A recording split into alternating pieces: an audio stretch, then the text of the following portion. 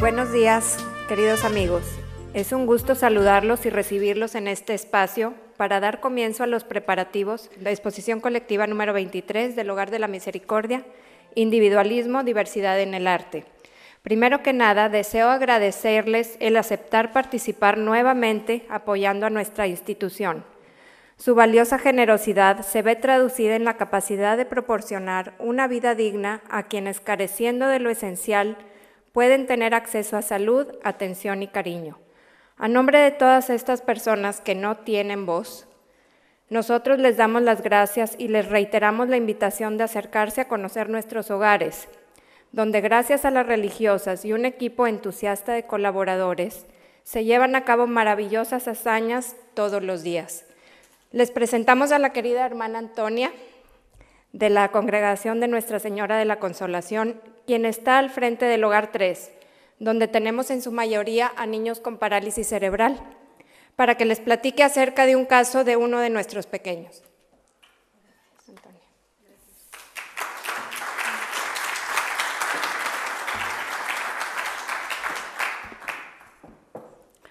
Buenas tardes.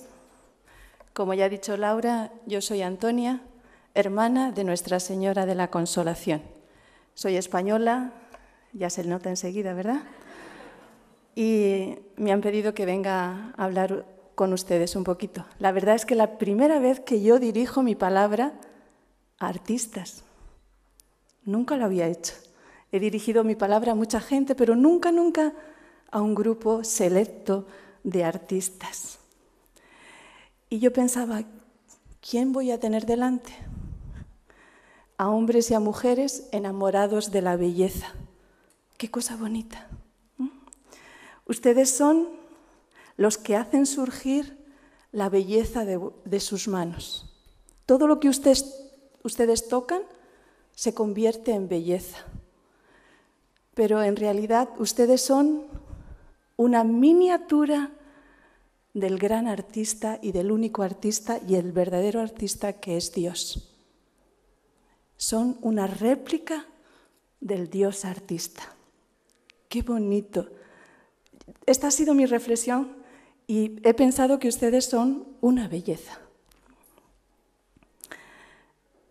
Todo esto es porque Dios es belleza y Dios es el artista. Yo formo parte de una gran obra de arte. Formo parte del Hogar de la Misericordia. Esta es una obra bellísima y es una obra del gran artista Dios. Nosotros, los que formamos parte de esta obra, somos instrumentos, pero el artista es Dios. ¿Y qué es el Hogar de la Misericordia? Es un lugar donde el amor se hace efectivo, tangible, real, palpable. Eso es el Hogar de la Misericordia. Yo vivo en el Hogar 3 y en el Hogar 3 hay niños con parálisis cerebral. 37 niños. 37 niños Dios. No estoy diciendo una herejía. 37 niños Dios. ¿Por qué? Porque Dios se hace pequeño, frágil, débil, dependiente, amoroso en cada uno de esos niños. Por eso yo vivo en una eterna Navidad. 365 días en una Navidad. En una Navidad permanente. Esta obra, la obra de esta Navidad, es, diríamos en España, un Belén viviente, un nacimiento permanente. Dios se hace pequeño y frágil en cada uno de estos niños.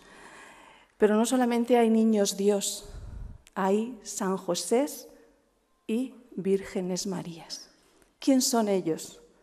Pues todos los que trabajamos en el hogar y todos los del patronato y todos ustedes, porque hacen posible que esos niños vivan, crezcan y tengan dignidad.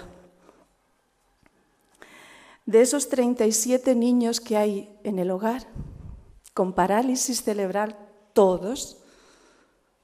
Ninguno de ellos habla, apenas 2 niños caminan, todos los demás están en su sillita de ruedas. Yo les voy a hablar del caso de Ethan. Podría hablar de cualquier uno de ellos, pero mi corazón se enternece mucho cuando yo estoy al lado de Ethan. Ethan apenas tiene 10 añitos y desde que tiene 4 está en nuestro hogar. Tiene otro hermanito que ayer cumplió 15 años, Gerardo. Y desde hace 6 años los 2 con parálisis cerebral están en nuestro hogar.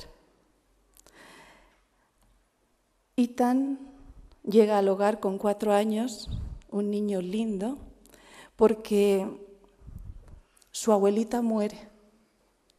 Porque tanto él como su hermanito lo cuida su abuelita, porque su mamá todos los días tiene que salir a trabajar. Pero muere la abuelita y ¿qué tiene que hacer la mamá? Continuar trabajando. Entonces los encerraba en casa en cuanto ella iba a trabajar. Claro, ¿qué hace el DIF? Les retira a los niños y vienen a nuestro hogar. Ethan, hasta finales del año antepasado, 2012, él era un niño muy sano. Solo tenía su parálisis cerebral, pero él era sano, comía muy bien, se alimentaba, estaba feliz, siempre en su sillita de ruedas y siempre con una sonrisa muy bonita, con unos ojos grandes que tiene y unas pestañas más grandes todavía. Pero al final del 2012, el niño empezó a tener una crisis muy grande. Se debilitó, no sabíamos qué era propio de su enfermedad y fue a parar al hospital. En el hospital estuvo muchísimo tiempo. Se complicaron mucho las cosas. Estuvo en el hospital como 4 meses. Ya en una de las veces tuvo un paro cardíaco. Estuvo 8 minutos ausente, por no decir muerto, ausente. En esos 8 minutos perdió la vista, pero consiguieron reavivarlo, recuperarlo y continuó muy enfermo, hasta que llegó a casa ya para que pasara los últimos días de su vida en nuestra casa. Como no podía estar en el hogar, pasó a vivir con las hermanas. Allí estuvo con las hermanas un mes. Tiene respiración por tráqueo, tenía una sonda en el pulmón, tenía gastro también, un botón que le hacía, por donde le dábamos la comida, un botón gástrico. El tubo del pulmón se lo conseguimos quitar, solo le queda la tráqueo y el botón. Por un milagro de Dios, él continúa todavía con nosotros. En el hospital universitario no se lo creen. ¿Cómo Ethan todavía vive? Sí, vive. Vive y dentro de su gravedad está bien. ¿Por qué está bien Ethan? Porque recibe mucho amor, sobre todo eso. Y no solamente recibe mucho amor, es que él da mucho amor. A mí me gustaría que todos ustedes vieran a Ethan. Es una obra de arte perfecta de Dios. Sus ojitos, que no ven, cuando se abren, tienen una luz que yo no sé explicar qué es, pero tienen una luz que cautivan a todos. Sus labios, que no pueden hablar, que nunca han hablado, cuando le hablas, se sonríe. Cuando lo acaricias, se estremece. Cuando le platicas las cosas, él te hace sus ojitos como diciendo, te estoy escuchando, te estoy entendiendo. Ethan no solamente recibe mucho amor, Ethan da mucho amor. Y si yo permanezco trabajando en aquella casa, es porque recibo mucho amor. Y Dios está en ese niño. Y ustedes podrán decir, ustedes y mucha gente dice, ¿por qué no se muere ya? Yo he escuchado eso decirlo, ¿por qué? Y a mí me encoge el corazón cuando alguien dice esto. ¿Por qué va a morir? Si su presencia es presencia de que Dios está con nosotros. No puede morir hasta que el Señor no quiera llevárselo, porque Él es la certeza absoluta de que Dios vive en medio de los hombres. Y aunque nadie lo vea y solamente yo lo vea y las hermanas lo veamos y las personas que van al hogar lo vean, esto es una verdad que nadie puede borrar ni negar.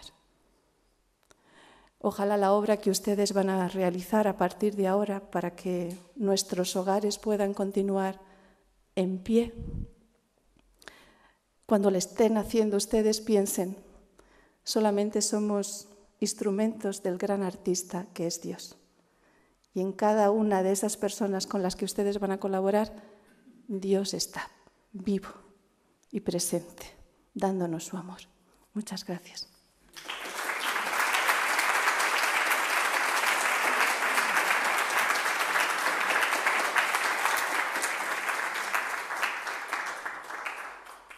Hogar de la Misericordia.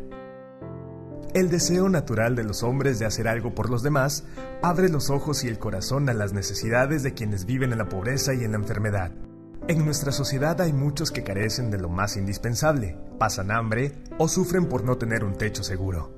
Una manera de ayudarlos es colaborar con el Hogar de la Misericordia, institución que tiene la experiencia y la capacidad para distribuir de la mejor manera posible los recursos que recibe. Desde su fundación en 1985, el Hogar de la Misericordia ha asistido a niños, jóvenes y ancianos, sin distinción de credo, que sufren alguna enfermedad irreversible, no contagiosa y que carecen de familia y de recursos económicos. Dar una vida digna a los desamparados, ayudar a los niños en situaciones especiales, atender a los enfermos y ancianos y aliviar sus dolores, es su principal misión. Inspirado en la Madre Teresa de Calcuta, el primer hogar nació para atender a personas de la tercera edad carentes de casa y apoyo familiar, con enfermedades terminales. Con el mismo espíritu, se fundó un segundo hogar para ancianos y luego un tercero, para niños con enfermedades irreversibles. Los 3 hogares ubicados en el área metropolitana de Monterrey cuentan con capacidad para atender a 136 personas que tienen que ser alimentadas y cuidadas las 24 horas del día, periodo en el que se realizan, por ejemplo, 400 cambios de pañales y 70 curaciones. Para cumplir con esta labor, médicos, enfermeras, terapistas, cocineras, afanadoras y choferes apoyan a las religiosas quienes están a cargo de cada hogar. Las necesidades de los 3 hogares son muchas, desde artículos de primera necesidad como alimentos, medicinas, pañales y ropa, hasta hospitalizaciones y servicios funerarios. El sostenimiento del Hogar de la Misericordia ha sido posible gracias al apoyo de empresas, fundaciones, gobierno del Estado y particulares, mediante aportaciones económicas, donativos en especie, campañas de redondeo y a la realización de eventos diversos de recaudación, como la Exposición Colectiva de Arte, evento que se realiza cada año desde 1991, en la que reconocidos artistas crean obras de arte exclusivamente para esta exposición y las donan para ser rifadas. La optimización de los recursos ha permitido también implementar programas para mejorar la calidad de vida de los enfermos, como la fisioterapia especializada para niños con parálisis cerebral, para fortalecer sus músculos y huesos. Voluntad de dar, aportando recursos para los gastos necesarios. Voluntad de amar, dando un poco de tiempo a los enfermos y ancianos, es una obra de misericordia que produce grandes satisfacciones y engrandece a quien la realiza. No cerremos los ojos ante el dolor ajeno y demos gracias por todas las bendiciones que recibimos. Bueno, pues aquí les dimos una pequeña presentación de lo que todos juntos hacemos. Es una cadena de voluntades donde todos nos unimos para ayudar y poner nuestro granitito de arena. La verdad que se siente bien trabajar por esta gente y como dice la Madre Antonia, cosa que le digo aquí a Laurita, que no volvemos a hablar ni ella ni yo, ya va a ser nuestra vocera principal, por favor. Y es por nuestro granito de arena para esta causa. La verdad que si lo hacemos todos juntos es bien fácil poder llevar alegría a esta gente que está completamente desamparada. Bueno, a mí me toca presentar al señor Patrick Charpenel. Yo quisiera agradecerle porque él, sin conocernos, con una llamada por teléfono, le explicamos y accedió inmediatamente. De verdad, Patrick, muchísimas gracias por tu ayuda inmediata, por ese llamado que supiste oír de inmediato. Él nació en Guadalajara en 1967, vive y trabaja en la Ciudad de México. Él es filósofo de formación. Patrick ha realizado una intensa labor como curador y coleccionista, resaltando las paradojas y ambigüedades del mundo contemporáneo. Ha presentado un número importante de exposiciones en distintos foros dentro y fuera de México, como Gabriel Orozco, Palacio de las Artes, Ciudad de México, Paseos, Walks, del artista Francis Alice, Museo del Arte Moderno, Ciudad de México, Franz West, Museo Tamayo, Arte Contemporáneo, Ciudad de México, Interplay, Moore Space, en Miami, entre otras. También ha publicado textos críticos en revistas especializadas y es miembro del Consejo del Centro Pompidou, América Latina, París, Francia. Su colección está compuesta por un grupo de obras heterogéneas. Sin embargo, esta se articula a partir de ciertas líneas de investigación como son el fenómeno telemático, la estructura de la economía global y la extensión de la experiencia artística en el ámbito social. Actualmente es el director de la colección Fundación Jumex. Démosles una calurosa bienvenida y mi nuevo agradecimiento otra vez, ¿sí?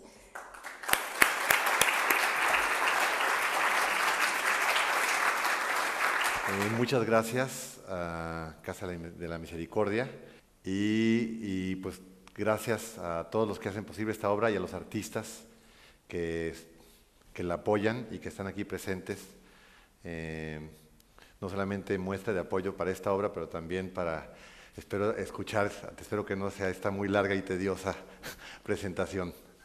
Pues les voy a hablar sobre un tema que es el tema que creo que también con el que trabajaron los artistas, que es diversidad, y aquí se le está llamando individualismo, pero también le quería llamar singularidad, originalidad, singularidad en el arte, que es expresión, cuando hay singularidad o diversidad, es expresión de un tejido social en donde se manifiesta precisamente la diversidad y la singularidad. Para estructurar un poco esta charla y no extendernos demasiado, voy a empezar tratando de explicar de la individualidad y de la diversidad la parte que más me interesa, que es la de diversidad. Y después voy a hacer una especie de recorrido histórico en el arte. Me concentré, aunque seguramente no estoy haciendo justicia, a la diversidad de expresiones que existen en el mundo y que ha habido a lo largo de la historia, porque es inabarcable. Así que me voy a centrar en la tradición artística que yo más conozco, que es la occidental. Y este recorrido histórico lo voy a hacer sobre todo refiriéndome a expresiones que se han dado dentro de las culturas occidentales. Pero bueno, para aquella diversidad, yo creo que nos conviene primero hacer como una especie de presentación de lo que es una estructura. Una estructura, generalmente hay muchas definiciones, pero una de las definiciones que más se manejan en la filosofía es que es el croquis o plano de una relación. Cuando hablamos de croquis o plano de una relación, tenemos que entender que hay un universo, hay un horizonte donde hay una totalidad de elementos, y esta totalidad de elementos están relacionados estratégicamente entre sí. Si no hay este tipo de universo, esta totalidad de elementos y la relación que existe entre ellos, no tenemos estructura. Y dentro de las estructuras hay unas estructuras que son las que más me interesan y las que voy a hablar, que son sistemas, que son estructuras operacionales, estructuras que funcionan. Y cuando una estructura no solamente es el plano de croquis de una relación, sino es el plano de croquis de una relación que opera, que funciona, operacional, en ese momento tenemos un sistema. Y yo creo que cuando dentro de los sistemas más complejos y más interesantes son aquellos sistemas en donde estos elementos, esta variedad de elementos no son de una misma clase, sino hay una diversidad de clases, hay una diversidad de elementos, y sin embargo, a pesar de ser diversos, es una estructura operacional, es una estructura que funciona. Entonces, dentro de la cultura, no solamente, hay muchos tipos de sistemas, pero entre los sistemas, del tejido social, me interesa hacer hincapié en que la mayoría de estos sistemas, y los sistemas de hecho más interesantes son los sistemas en donde hay una diversidad.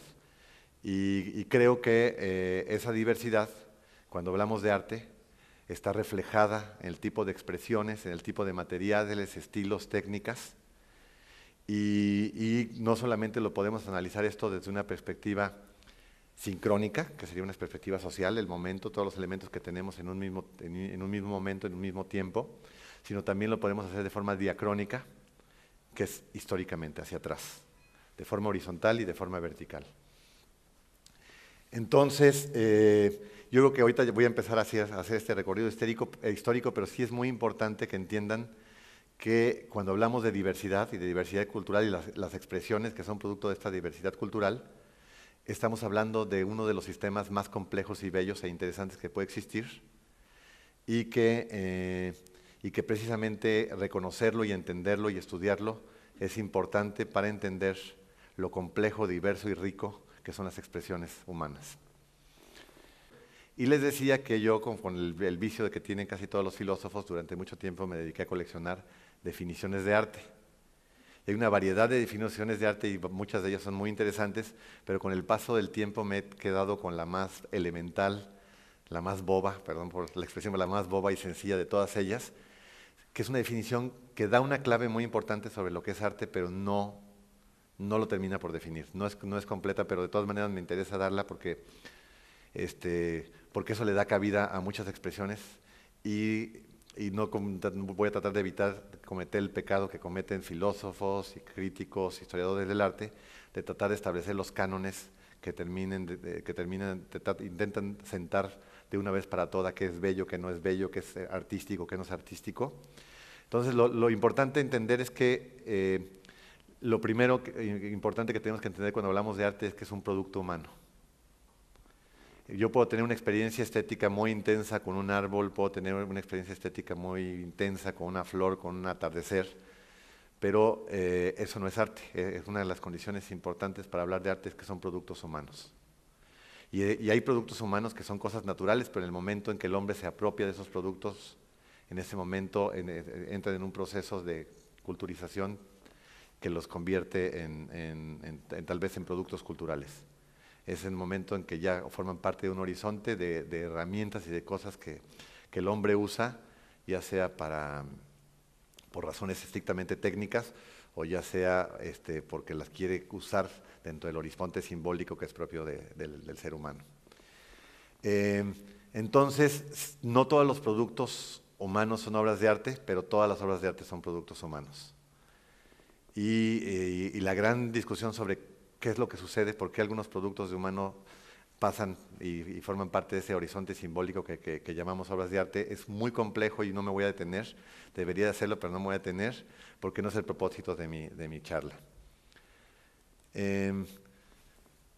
Entonces, hoy me voy a arrancar y tal vez me voy a parar, porque quiero estar viendo la pantalla, pero voy a tratar de hablar de 3 momentos claves y de 3 momentos importantes en la historia del arte, inspirado en el famoso texto, que además, si no me acuerdo, seguramente Marco Arce, que lo vi por aquí, me va a recordar, el de Arthur Danto, que se llama Después del fin del arte. Creo que se traduce así en español, Después del fin del arte, que habla de 3 momentos históricos fundamentales. Uno de ellos tiene que ver con la representación, con el arte figurativo, que nunca ha desaparecido, pero que tuvo una razón de ser, no solamente por el solo hecho de que era una expresión humana, sino sobre todo porque también se convirtió en una herramienta de conocimiento muy poderosa. Entonces, el arte representacional, el arte que se preocupaba por hacer copias, el arte de la mímesis, va desde que el hombre se empezó a organizar, de que el hombre empezó a desarrollarse de una manera más no solamente social, sino donde empezó a practicar lo que llamamos lenguaje, que lo hizo de muchas maneras, y empieza los primeros intentos de mímesis, los primeros intentos de hacer copias, de hacer una representación de lo que vemos, de lo que nosotros, puesto que estamos hablando ahorita del horizonte visual, de lo que nosotros percibimos y cómo logramos manifestar y dejar claro que no solamente lo percibimos, sino que lo entendemos, y esta es la necesidad de crear este tipo de representaciones. Entonces voy a así más o menos pasar, pero vamos a ver que hasta en la misma antigüedad el grado de destreza técnica para hacer una representación bastante lograda, bastante próxima a como son realmente las cosas que estamos representando. Desde la antigüedad se empezaron a manifestar esto con grandes logros, con grandes productos. Aquí pues es la cabeza de un caballo que yo creo que tiene un nivel no solo de destreza técnica, sino de realismo muy grande. Obviamente que a veces viene un grado de síntesis muy grande, a veces de representación muy realista, pero que eso desde la antigüedad hasta que aparecieron las primeras grandes civilizaciones fue parte del paradigma cultural y el paradigma intelectual que marcó a varias civilizaciones y a varias generaciones de artistas.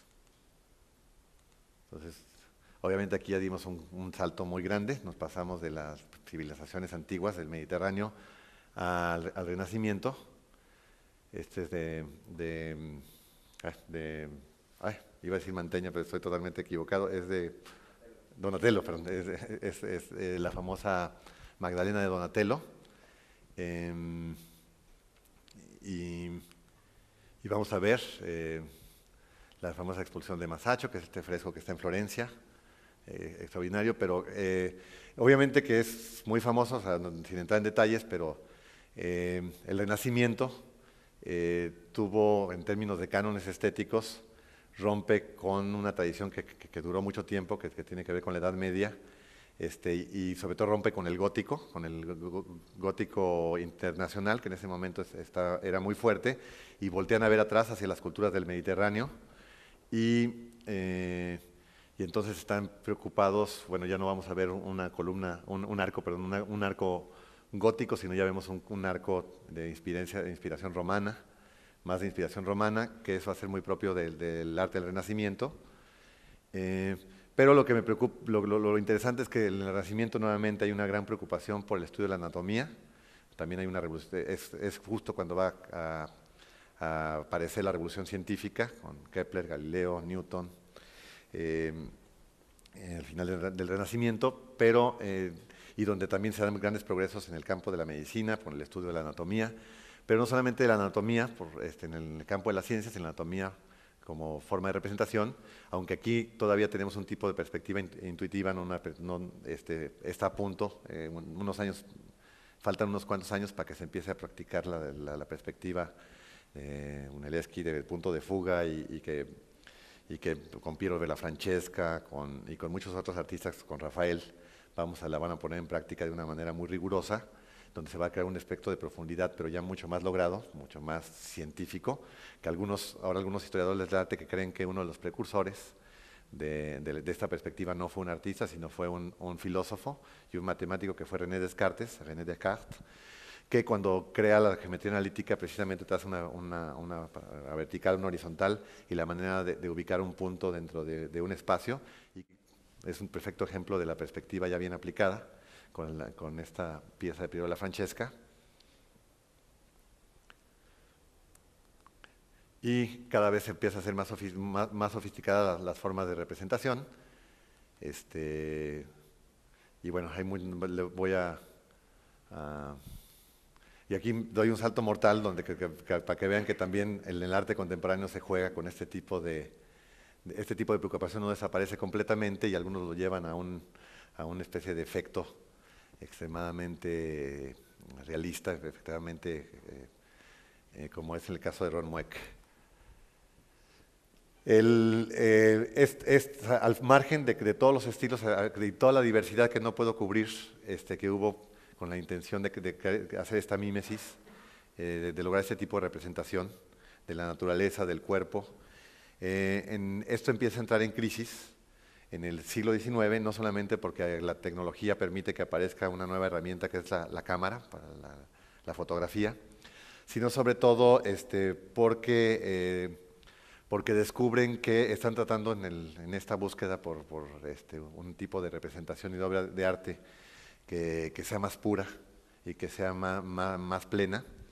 Entra en crisis desde el siglo XIX la idea de que el arte, los artistas tienen como finalidad la de representar el mundo en el que nos movemos, el mundo que percibimos. Y me gustaría rápidamente, sin entrar en detalles, pero me gustaría poner el ejemplo de un artista impresionista, una de las figuras claves del impresionismo francés, que fue Eduardo Manet, que pinta una obra que espero que sea muy conocida de casi todos ustedes, que es la famosa Olimpia, en donde aparece una mujer desnuda en una obra horizontal, en un cuadro horizontal, aparece una mujer desnuda, y en un extremo, en el extremo derecho de esta pieza, aparece un gato negro. Cuando cuestionaron a Manet por qué había representado un gato negro en el extremo derecho de esa obra, su respuesta no era ni el significado, sino necesitaba una mancha negra para equilibrar la obra. Es muy importante lo que está pasando aquí porque ya no es un problema de representación, sino es un problema de composición. El artista está cada vez menos interesado en la construcción de una imagen y cada vez está más interesado en la forma como va a estructurar el cuadro, en términos de simetría, equilibrio, en términos de, a veces porque los impresionistas de textura, de contraste. Entonces cada vez más la presencia de los elementos materiales constitutivos de una imagen adquieren relevancia y tratan de prescindir de la representación y tratan de generar obras, imágenes muy bien construidas, en las que tenemos una experiencia con esa imagen, pero no es una experiencia en donde cada vez más la representación convencional, realista de la imagen es importante. Entonces esto va a dar pie a muchas corrientes, pero sobre todo a lo que son las vanguardias de finales del siglo XIX y principios del XX, en donde, que voy a también dar ejemplo, bueno, aquí la reproducción es muy mala, pero aquí tienen el gato negro que les decía, en el extremo derecho del cuadro. Y ahorita vamos a ver, pero cada vez en estas obras barrocas y muy cargadas, la estructura, en términos compositivos, la estructura es muy, muy, muy importante. Realmente son obras, y bueno, el Greco es un ejemplo maravilloso, pero son obras realmente muy bien construidas en términos compositivos, y en donde, aunque hay representación de imágenes, cada vez más, gradualmente va desapareciendo. Va desapareciendo, o por lo menos cada vez es menos relevante el tipo de representación que se está haciendo y cada vez la pintura entendido como el pigmento, como el material, como la textura, como la composición, la simetría, la manera como estar verdaderamente construido en un sentido formal, cada vez empieza a adquirir mayor relevancia. Aquí van a ver que cada vez me voy a irlo cargando más en ese sentido. Es un pretexto, la imagen es un pretexto para componer y para construir una obra en donde los elementos materiales son fundamentales. Aquí ya estamos llegando a uno de los casos más extraordinarios, en donde es clarísimo lo bien construida que está en la imagen en ese sentido, en donde no se oculta la pincelada, no se oculta casi una especie de geometría en la construcción de la imagen. Y aquí llegamos a un momento de ruptura muy importante en la historia del arte con la creación en 1907 de las Demoiselles d'Avignon de Pablo Picasso. Y que el siguiente paso, creo que si no me equivoco va a ser Mondrian, una obra neoplasticista, Léger, así muy gradualmente, y de Léger nos vamos a una forma ya muy radical.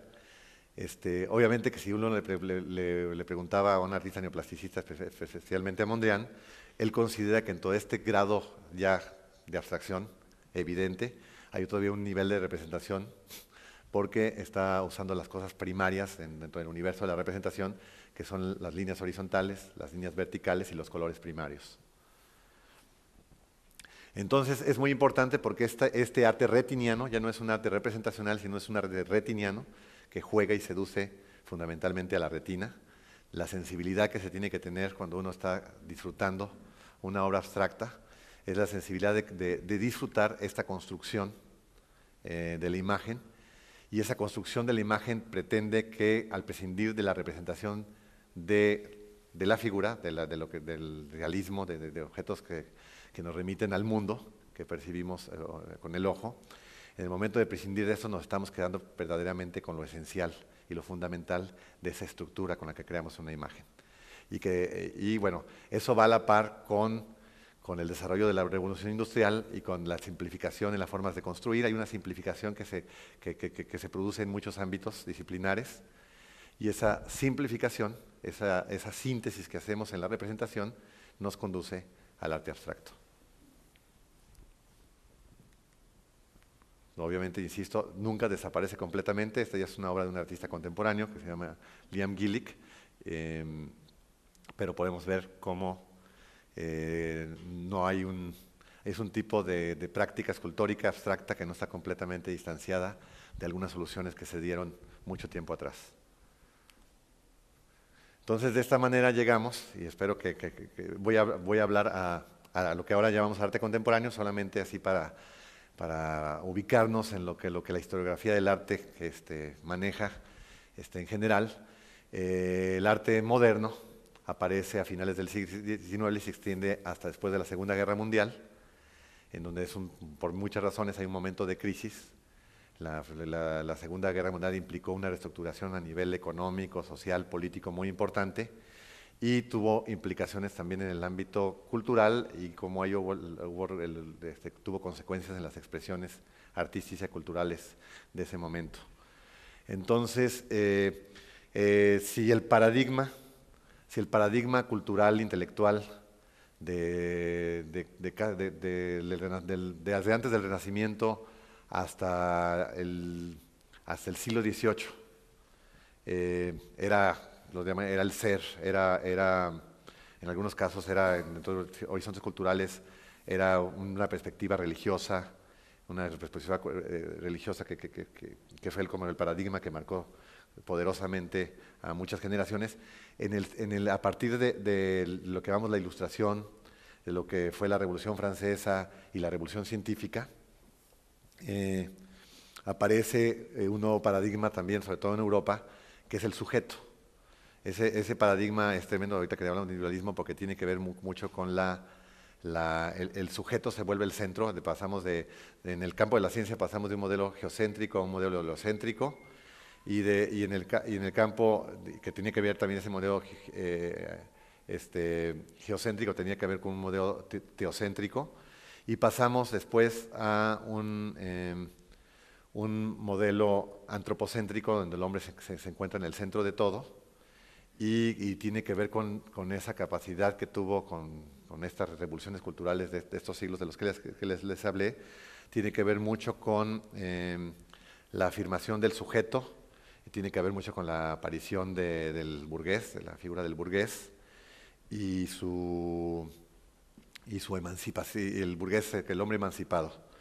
Entonces, esto va a continuar, esto tiene que ver mucho nos va a conducir directamente a estas expresiones en donde el sujeto tiene la necesidad de afirmarse.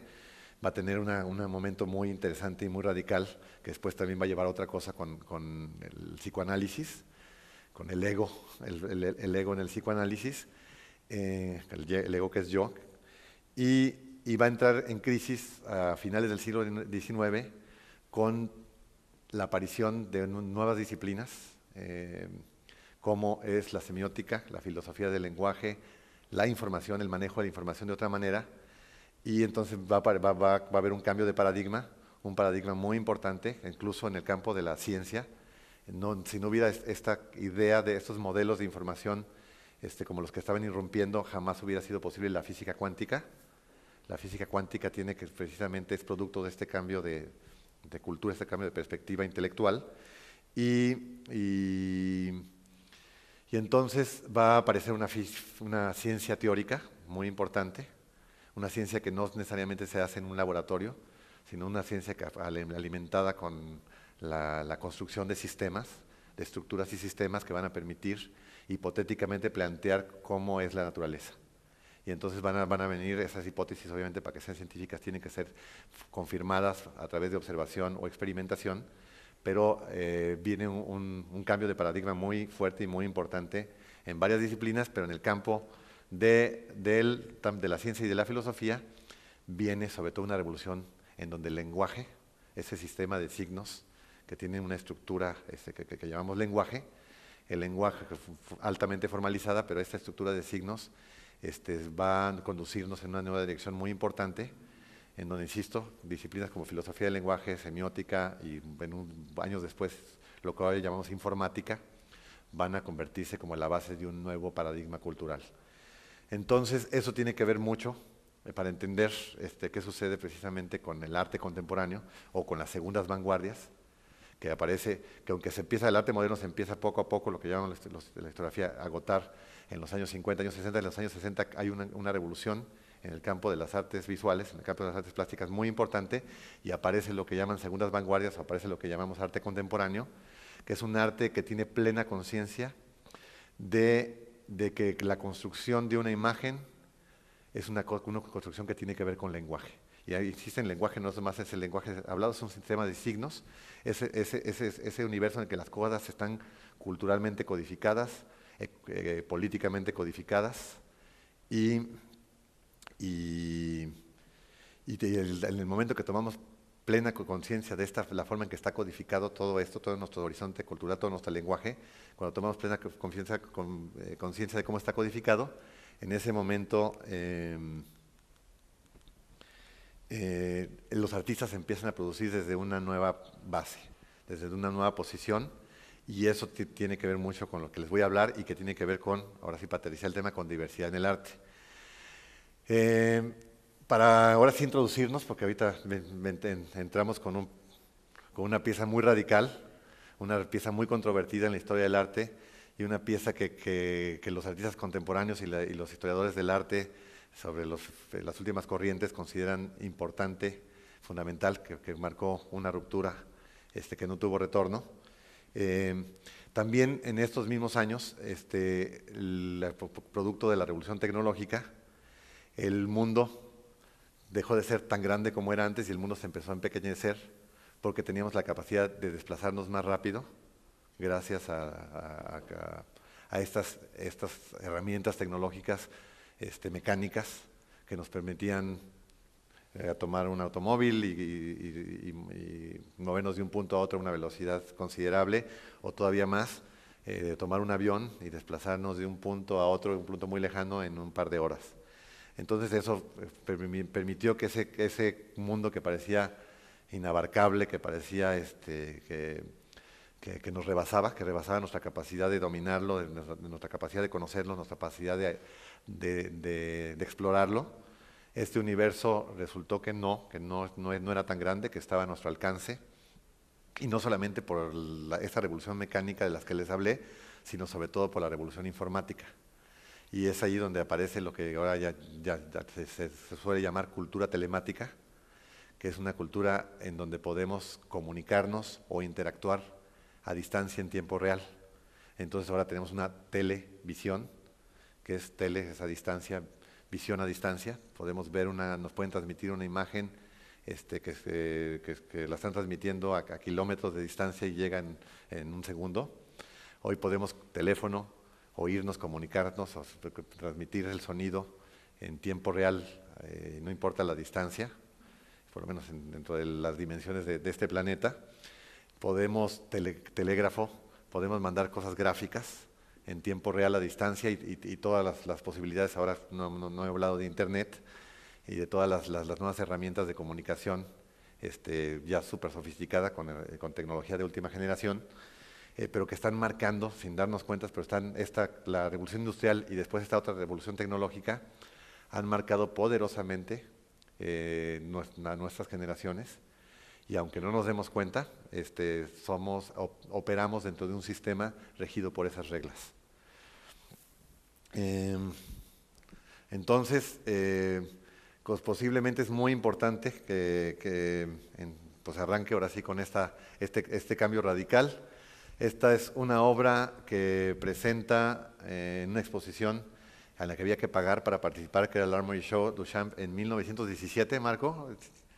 Sí, ¿verdad? en 1917, que tituló La Fuente, que no firmó él, la firmó como R. Muth. Ah, pues ahí está el año, perdón. Ahí está el año. Que firmó como R. Muth. De hecho, no es la original se perdió. Esta ya es una copia que hizo posteriormente Duchamp, que hizo una edición, pero la pieza original que presentó se perdió. No se sabe exactamente dónde quedó. Pero la presenta y obviamente despierta una gran controversia por varias razones. La primera razón es porque no es una obra realizada por las manos del propio artista, es una obra que ya existía y que Marcel Duchamp decide reciclar.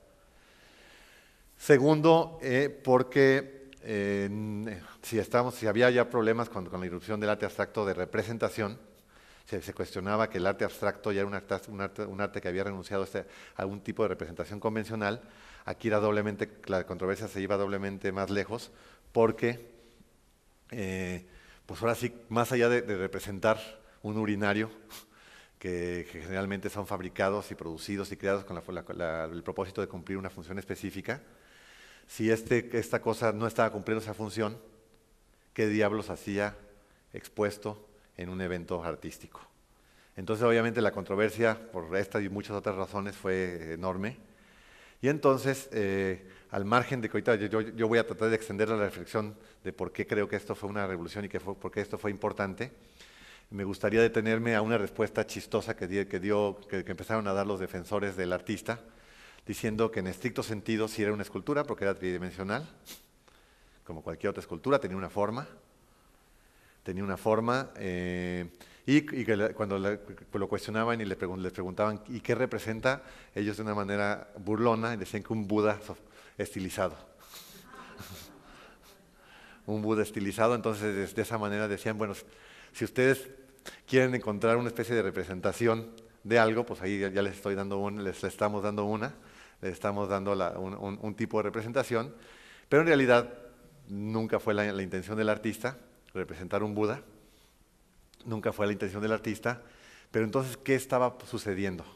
Ayer en la cena, cuando estábamos platicando, yo les decía, ¿por qué si yo, aquí bueno, pensé que tenía un vaso con agua, un vaso de agua, pero ¿por qué si yo tengo un vaso, si ahorita me traen un vaso y tengo un vaso, ese vaso para mí es una herramienta para contener líquidos y no es nada más? ¿Y por qué si un arqueólogo encuentra una vasija, un vaso egipcio con 3000 años de antigüedad, después de limpiarlo, estudiarlo, se va a un museo? ¿Por qué ambos son vasos, ambos deberían de cumplir la misma función, que es retener líquidos? ¿Y por qué uno de esos vasos lo uso yo al momento de satisfacer la necesidad de beber y hasta ahí llega? ¿Y por qué el otro, que también podría ser exactamente lo mismo, me lo llevo al museo y despierta mucho entusiasmo, no solo en mí, sino en una comunidad de estudiosos y de amantes del arte muy, muy amplia? Y entonces al principio les decía que una de las condiciones de la obra de arte es ser un producto humano. Los dos son un producto humano, pero uno es un producto humano que lo tenemos codificado como algo muy interesante, y es un producto humano que también está codificado, culturalmente codificado, pero sin una carga tan fuerte como la primera. Entonces aquí la pregunta es, ¿por qué tiene esa carga simbólica tan grande y compleja el egipcio, el vaso egipcio, y no lo tiene el otro vaso? Entonces Duchamp, jugando con este tipo de operaciones, los ready-made, que significa ya hechos, ya fabricados. Porque los ready-mades en realidad jugaban precisamente con esta operación de cómo se carga de valor y sentido un producto y cuál es la operación, porque nosotros realmente esa operación, en realidad, en estricto sentido, nosotros podríamos no atribuirle ningún valor ni significado a esta cosa egipcia, pero no podemos evitarlos porque se va cargando, es un objeto cargado de historia. Y es un objeto que nos da muchas claves sobre el origen de las civilizaciones. Es un objeto que está explorando, que es un tipo de investigación en términos estéticos y visuales, un tipo de investigación que tiene 3000 años, que fue muy importante. Entonces Duchamp, de una manera pues yo creo que con el ánimo de investigar eso. Entonces dijo, ¿qué pasa si yo hago un desplazamiento de este producto industrial de un baño, digamos, de un baño que es donde normalmente tendría que estar, a un espacio de exposición, a un museo? Entonces es una operación interesante porque es un desplazamiento en un nuevo contexto con el propósito de resignificar el objeto. Y el propósito, y lo resignifica precisamente poniéndolo en el centro de una controversia. En el centro de una controversia, y pues, obviamente que Duchamp, que era igual que Brancusi, que les había despertado mucho entusiasmo el manifiesto futurista, que el manifiesto futurismo fue una corriente de arte muy entusiasmado por la tecnología y por la manera como se estaban modernizando en términos tecnológicos, políticos, económicos, cómo se estaba modernizando Europa. El futurismo, en una parte de sus manifiestos, tiene esta parte tan fuerte que dice que es más bello el rugido de un motor que la victoria de la samotracia. Era el entusiasmo por lo nuevo, el entusiasmo por la tecnología en esta generación de artistas, lo vieron como una especie de revolución utópica, en donde la tecnología iba a resolver todos los problemas sociales, todos los problemas en términos de... si la tecnología iba realmente a dar todos los satisfactores que una sociedad necesita para vivir cómoda y feliz, y la tecnología iba a ser el motor que iba a impulsar un nuevo momento en la economía mundial. Entonces había mucho entusiasmo por ese episodio histórico, y entonces ellos, que aunque no son creo que tan naivos ni tan ingenuos como algunos de los artistas que formaron parte del movimiento futurista, hay una anécdota muy bonita donde están Duchamp y Brancusi en una exposición de industria aeronáutica y ven una hélice, y le dice, creo que Brancusi a Duchamp, ¿has visto objeto más bello en tu vida? Entonces, este nuevo tipo de producción industrial, producción seriada, con unos acabados muy específicos, estaba introduciendo un nuevo referente estético que no existía, que sedujo mucho a una generación de artistas. Entonces, él, por supuesto que también tenía el deseo de tomar un objeto producido industrialmente, como es un urinario, y tenía además fascinación por la estética de estos productos industriales, pero sobre todo hay que verlo como una operación en la que él está tratando de probar que la manera como se codifica que un objeto puede ser recodificado cuando cambia de contexto. Y eso se demostró no solamente en el ámbito de las artes visuales, sino se demostró en el ámbito del lenguaje escrito, del texto. Bertrand Russell y Ludwig Wittgenstein tenían la convicción, en el primer Wittgenstein, no el último, de que si tú leías un enunciado, tú puedes determinar el significado de ese enunciado analizando su estructura. Tú tenías la formación de filosofía del lenguaje, si tú tenías la formación para analizar la estructura, podías determinar el significado de ese enunciado.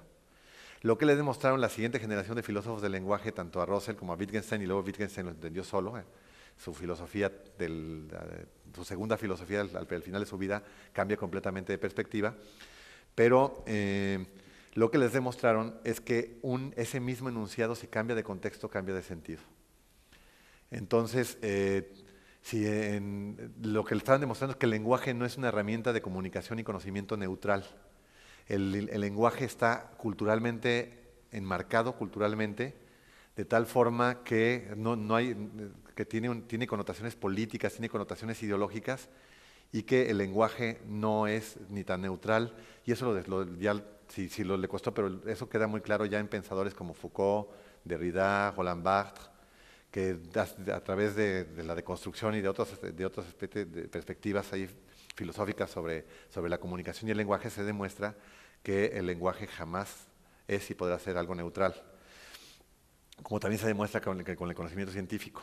En el ámbito de la ciencia se demuestra que no siempre defendemos la teoría científica que tiene mayor nivel de evidencia, sino que hay también está políticamente enmarcado, y defendemos una hipótesis científica porque forma parte de nuestro grupo y de la ideología de este grupo, y descartamos otra hipótesis científica que tiene el mismo fundamento en términos de evidencia, de observación y experimentación, y sin embargo queda completamente descartado.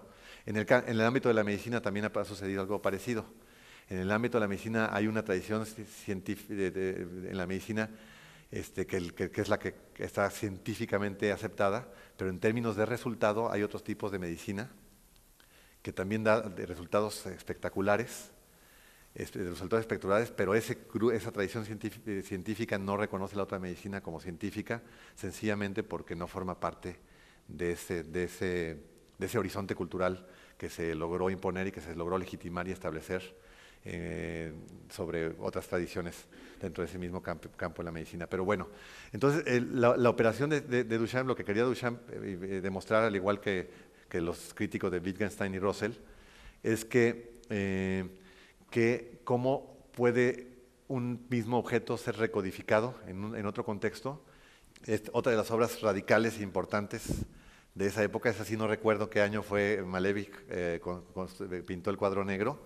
A lo mejor alguna persona con conocimientos de arte de historia del arte muy finos me lo recuerda, pero si no, también al principios del siglo XX, uno de los principales exponentes del constructivismo ruso crea este cuadro completamente negro y también despierta una controversia, no del grado de la de Duchamp, pero despierta una controversia importante en el circuito de los artistas. Y es como de manera formal, esto yo que va a conducir a muchas cosas, pero entre otras cosas, cuando el New Abstraction y minimalismo, y eso va a conducir después a ciertos caminos que exploran muchas corrientes artísticas, pero es una forma de representación radical, mínima,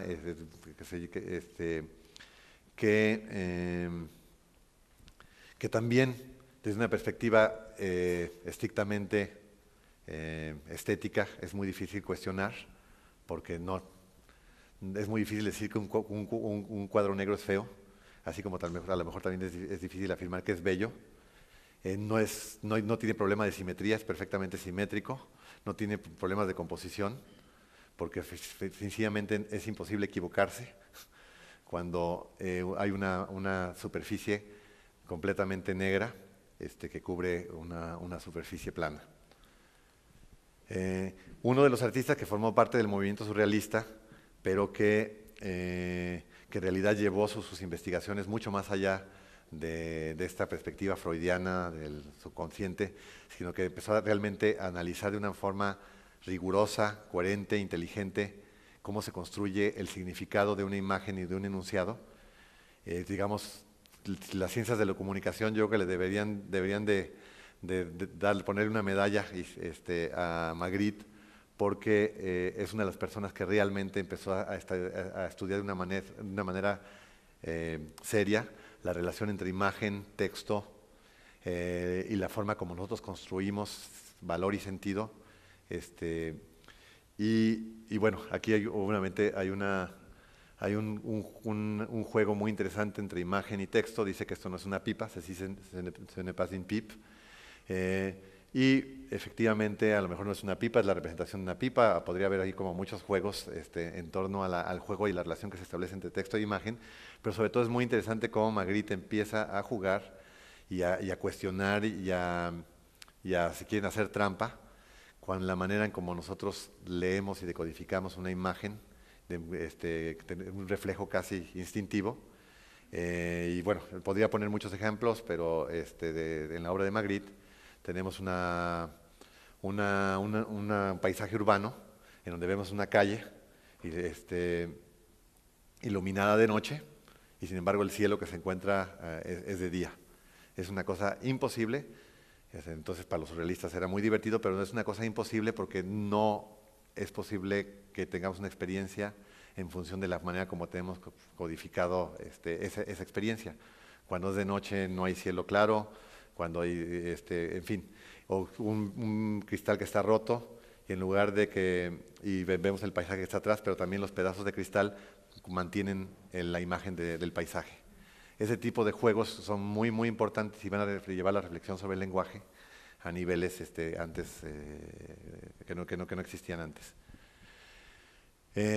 Bueno, en fin, esta situación del lenguaje se va extendiendo. Es un artista alemán que además lo extendió al campo de la pedagogía, su práctica artística, pero me gustaría detenerme con un ejemplo que puse ayer, y en realidad son muchos ejemplos más.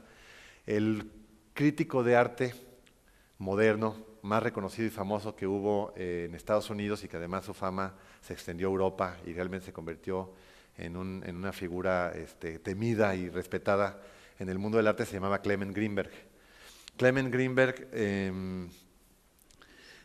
un poquito como Wittgenstein, pretendía que nosotros podíamos determinar el valor artístico de una obra analizando sus componentes materiales, analizando la forma como está estructurada, cómo está construida y compuesta esa obra. Entonces, aunque creo que no tengo la obra con la que debería de poner el ejemplo, perdón, no tengo, si quieren después me brinco eso, voy a poner el ejemplo de un artista cubano-americano que se llama Andrés Serrano, que hizo una fotografía en grandes dimensiones, que era una fotografía con muy buena calidad, donde se veían amarillos y rojos mezclándose. Y yo viví la experiencia de ver a una persona que se expuso una vez en una feria de arte en Guadalajara, una persona que llegó y estaba realmente en éxtasis total ante la imagen, diciendo, esto es sublime, esto es realmente bello, extraordinario, y veía la manera como se fusionaban estas tonalidades en grandes dimensiones, en una obra perfectamente bien construida y compuesta en términos visuales. Lo veía y estaba realmente en absoluto éxtasis, se acerca a la cédula, y lo que lee es, en inglés, peace and blood, pipí y sangre.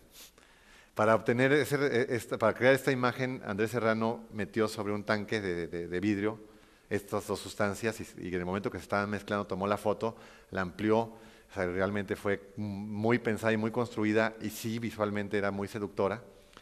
Obviamente que en el instante en que esta persona lee la cédula, se molesta, le produce repugnancia, le produce le molesta, se siente completamente timado. Y lo divertido es que desde la perspectiva de Greenberg estamos en problemas, porque tenemos exactamente la misma imagen, un momento antes es una imagen sublime y extraordinaria, un momento después es una imagen repugnante, desagradable. ¿Y qué es lo que pasó?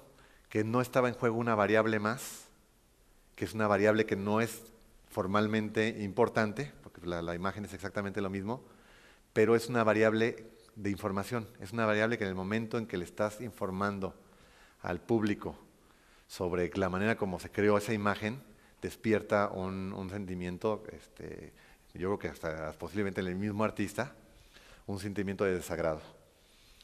Entonces, esto es para primero cuestionar los principios bajo los que se rigió la manera de juzgar y de darle valor y sentido a una imagen, que créanme que Clement Greenberg fue muy poderoso. Y además, esto es en el horizonte de Clement Greenberg, por supuesto, analizar la forma como estaba construida una obra cubista, funcionaba perfecto, pero en el momento, insisto, en que se introducen ya en el arte contemporáneo variables de este tipo, se demuestra que cualquier variable en el momento de tener una experiencia estética con un producto cultural es importante. Voy a irme a un artista conceptual muy importante con una obra, voy a primero dar un ejemplo que no aparece, creo que no aparece aquí, luego voy a poner como ejemplo esta pieza que tenemos proyectada sobre la pantalla.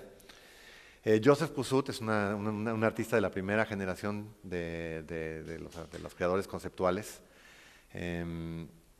y Joseph Kosuth leía, devoraba libros, sobre todo de Wittgenstein, igual que todos los artistas de su generación, el Tractatus Lógicos Filosóficos de Wittgenstein, y de Bertrand Russell, y de todos los artistas del lenguaje, todos los filósofos del lenguaje de esa generación. Los devoraba y empezó realmente a hacer una exploración e investigación sobre cómo se construye el valor y sentido de una imagen, cómo está codificado culturalmente. Empezó y además a interesarse mucho sobre lo que es reciclar, los ready-made, estos desplazamientos que se hacen de un contexto a otro contexto con el propósito de resignificar algo.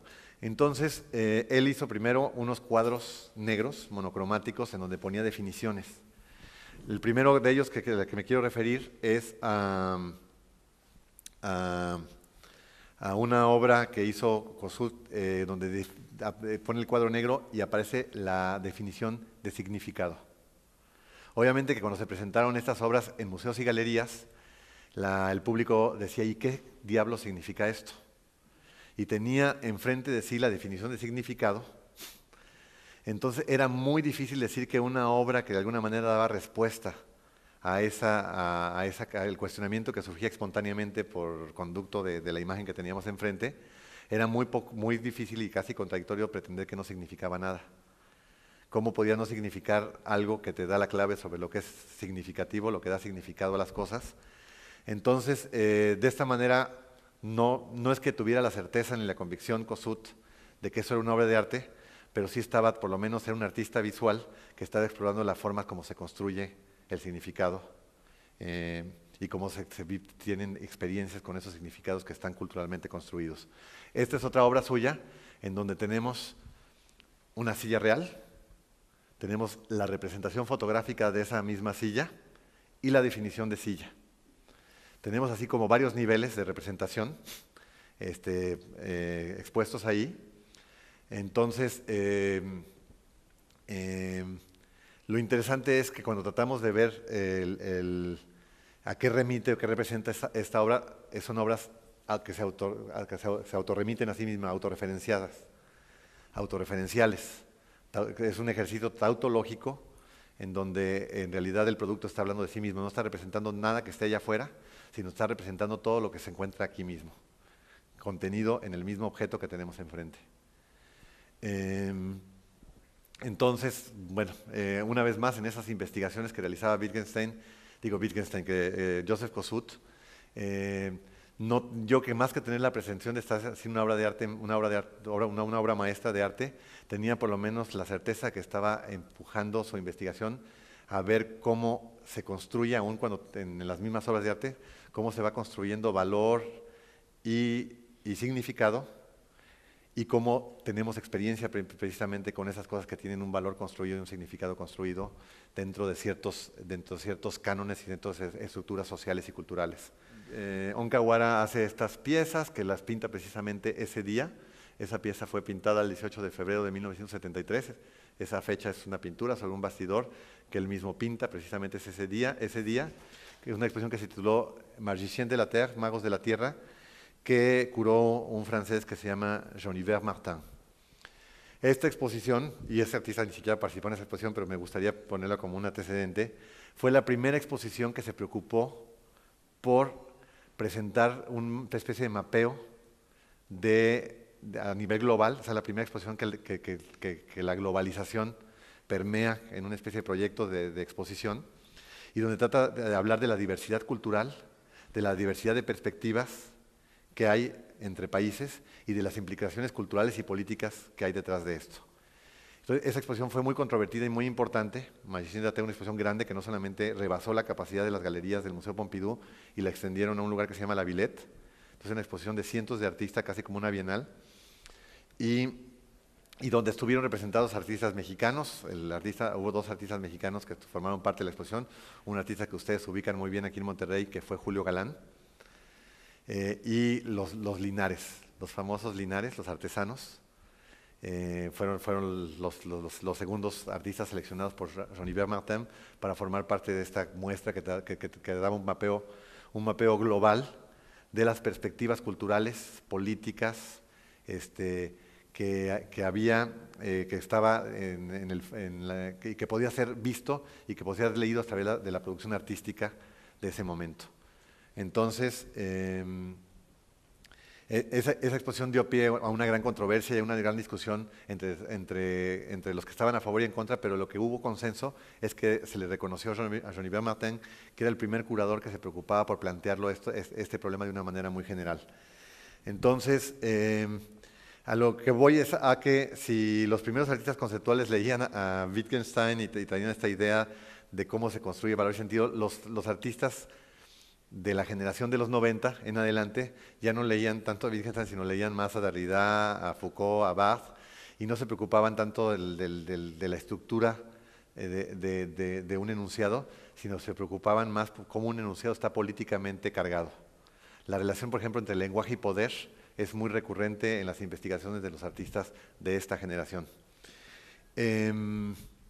Entonces, son artistas que primero empiezan a ver que con esta idea de estructuras de la que empecé a hablar desde el primer momento de mi charla, empiezan a ver que hay un montón de estructuras, hay unas estructuras lingüísticas, hay unas estructuras económicas, hay unas estructuras sociales, hay un montón de estructuras, y que realmente lo que hacemos nosotros cuando tenemos una experiencia intensa con algo es tener la capacidad de decodificar los códigos que se encuentran, con los que se construyen y se arman estas estructuras. Entonces, un artista como Ricky Terranavilla, que es un artista nacido en Argentina pero de familia tailandesa,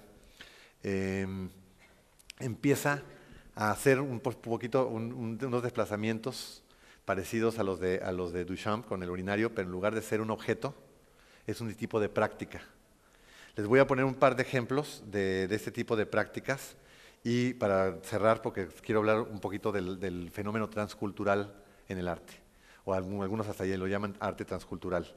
Arte con una fuerte carga étnica que trata de cuestionar estas estructuras, sobre todo culturales, y cómo estas culturales a veces son opresivas, a veces y sin darnos cuenta, pero estas estructuras culturales y tratan de generar precisamente experiencias a través de jugando, casi cierto, dislocando o haciendo que colapsen precisamente estos sistemas. Voy a poner un par de ejemplos, y después recorro las imágenes, voy a poner un par de ejemplos. Uno de ellos sería una pieza de una artista mexicana que se llama Minerva Cuevas, que entre una de sus obras, que es una especie de Robin Hood, es una especie de activista social en momentos a través de un proyecto que creo que se llama Mejor Vida Corp. Pero Minerva Cuevas empezó a estudiar el sistema con lo que algunas tiendas departamentales y lugares así el sistema como de cobranza que tienen estas estructuras. Entonces lo que hizo es falsificó códigos de barras en pequeñas calcomanías y llegaba a estas tiendas y los pegaba y se iba. Lo que ocurría es que cuando el consumidor, lo hacía en tiendas populares, pero cuando el consumidor llegaba y pagaba, el producto estaba a un precio más bajo. Obviamente que estaba jugando con el sistema, porque nadie se imagina que alguien va a ir a pegar calcomanías. O sea, ella no se estaba llevando las cosas, ella estaba introduciendo unas rayitas dentro de los productos que se encontraban en el lugar, pero en el momento del consumidor inconsciente de llevar y tratar no tratar de pagar, de llegar a la caja y pagar, el momento en que la máquina leía digitalmente estos códigos, cambiaba el registro y pagaba menos. Obviamente que tenía que ver, creo que con productos de consumo básico en las clases medias y medias y pobres, productos de consumo básico, y entonces sencillamente era un gesto chistoso porque esto no ocurre en una galería, por eso te vamos a ir relacional, no está ocurriendo en una galería, no está ocurriendo en ningún lugar, está ocurriendo de una manera casi invisible, casi anónima. Entonces, obviamente debe haber una reacción, ¿y esto por qué es arte? Esto porque es arte, está ocurriendo de una manera casi anónima. Lo que está haciendo es usar, ahorita van a ver todavía ejemplos más radicales, lo que está viendo es usar una estructura en un contexto muy específico, en donde hay problemas de pobreza, problemas de carencias. Está básicamente tratando de entender el contexto en donde va a operar esta pieza. Entonces hay un grado de especificidad muy grande, ahorita vamos a ver esto de especificidad y diversidad. Hay un grado de especificidad muy grande, y en esta especificidad está tratando de dislocar, haciendo que colapse parcialmente un sistema. Les voy a poner un ejemplo más radical con un artista francés que se llama Pierre Huyghe, que ha habido piezas aquí en Marco. Recuerdo un video sobre Le Corbusier que se presentó hace un par de años. Pero bueno, este artista francés que se llama Pierre Huyghe, que en una obra muy temprana lo que hizo, también jugando con estas tiendas departamentales, lo que hizo fue comprar un taladro, llegar y comprar un taladro, llevárselo a su casa, y después regresar a la tienda, a escondidas introducir nuevamente el taladro dentro de la tienda, y volverlo a poner ahí. Entonces, ¿qué pasa? Que llega otro cliente, otro consumidor, toma la caja del taladro, que es una caja nueva, que proviene de esa misma tienda, llega a la caja y en el momento de cobrarle, resulta que aparece leída como un producto ya vendido. Nuevamente el lector lo vuelve a checar y aparece como un producto ya leído. Obviamente, pues le digo cuestiones intelectuales, cuestiones también de capacidad del oficio, de hacer cosas. No solamente, porque yo estoy sintiendo que casi todos los que están mencionados aquí son más filósofos que escultores. yo creo que James Turrell, yo creo que Turrell no tiene nada de filósofo. Yo creo que Turrell no tiene nada de filósofo. Yo creo que a lo que voy es que yo no soy artista, no tengo la fortuna de tener la sensibilidad ni la capacidad. Yo no soy artista, pero soy intérprete. O sea, yo estoy en el intérprete, pues si no teoriza, el intérprete no tiene otra alternativa que interpretar. O sea, yo como curador y como en este caso como una persona que está dando una conferencia, me veo en la obligación de presentar esto desde una perspectiva teórica, desde una perspectiva, obviamente que mis palabras no van a reemplazar la experiencia que ustedes puedan tener con una obra. Y yo creo que muchos artistas no son ni filósofos. Porque ustedes hacen otra. Sí, y tienes toda la razón, pero yo no soy el artista, yo soy el intérprete. Sí.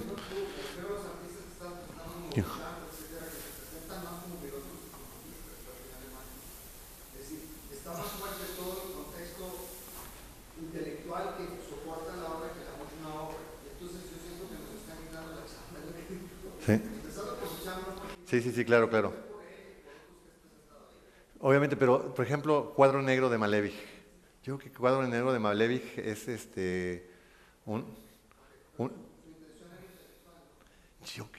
yo que no solo intelectual, yo creo que es un statement en términos de experiencia con una imagen muy fuerte. Yo creo que es una obra de la que no te puedes escapar, Marco.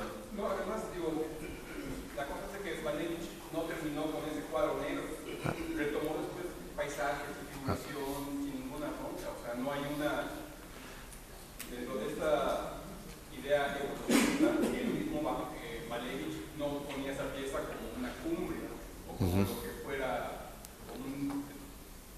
como un final, siguió haciendo figuración sin ninguna bronca. De hecho, yo lo diría, lo pones muy bonito porque yo diría, te doy toda la razón, yo diría que casi era inevitable que en su proceso llegara a eso y que luego lo soltara. Por eso que lo soltara. Era un encuentro más de sus investigaciones formales. Era un encuentro más de sus investigaciones formales y es para mí obvio que no se podía quedar ahí. Era una de las cosas en las que era casi obvio que si tú ves su iba a llegar como a muchas otras.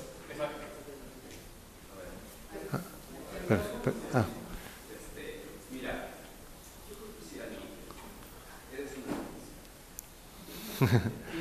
una... Bueno, porque gracias.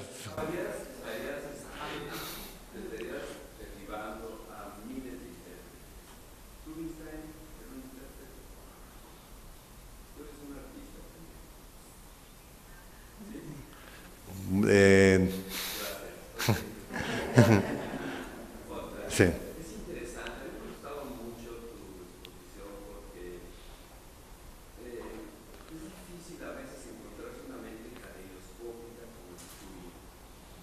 Es muy interesante la manera como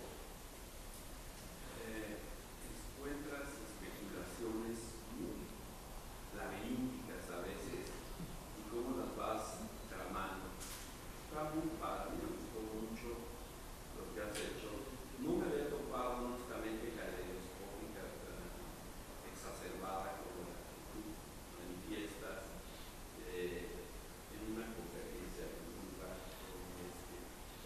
Y qué bueno que hiciste esta acotación al principio también en relación con Occidente, porque si la exposición fue, y está muy bien en ese sentido, hiperoccidentalizada y muy cargada hacia la parte antropo-occidentalcentrista.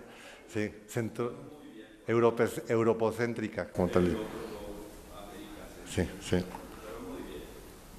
No, bueno, gracias, pero al contrario, yo lo reconocí con culpa porque me gustaría que mi espectro de conocimientos fuera mayor y sobre todo en esta perspectiva con la que cerré la conferencia de reconocer la diferencia. Yo insisto mucho que como lo dice Edmundo Gorman, cuando los de Europa llega a América, no descubren América, encubren América, porque descubrir hubiera consistido en reconocer la diferencia, pero en lugar de reconocer la diferencia, pues construimos templos sobre las pirámides, negando esa especificidad del lugar al que estaban llegando, y no hubo diálogo, sino se impuso un discurso, una retórica sobre otra. Entonces a mí me encantaría, lo reconozco con culpa, me hubiera encantado tener conocimientos. Tengo un poco de conocimiento de lo más reciente, sí. De hecho, apareció Ricky Tiravanilla, que es una artista que aunque nació en Argentina, accidentalmente creció en Tailandia, es de familia tailandesa y sí ha desarrollado su propuesta dentro del marco de la globalización, pero también hablando de la especificidad de su país de origen. Y luego podría hablar de Jan Vos. Sí tengo conocimientos ahora sí sobre artistas de Asia, de África, más recientes, pero la verdad es que si cuando trato de hacer una reconstrucción diacrónica, mis conocimientos sobre Occidente son mucho más fuertes y me agarro de lo que conozco para tratar de construir mi argumento, pero no con gusto, sino con pena, por no tener mayor conocimiento sobre otro tipo de cultura y otro tipo de origen. Muchas gracias a todos.